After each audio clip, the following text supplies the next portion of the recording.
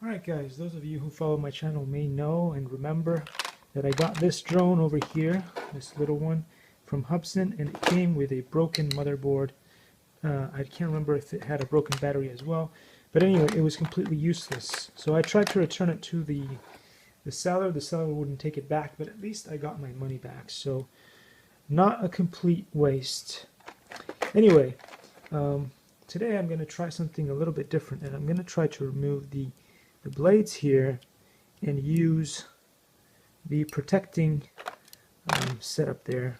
Not exactly if it's, I think it's called a prop guard. Don't quote me on it, but I think that's what it's called, prop guard. And try to see if there's a way of fitting it on here. So for now, we'll just use this provided tool to remove the props properly, and I'm going to try to remember how they go, because if you put them on incorrectly, it becomes a problem. Thanks for watching. In the next part, we will continue on.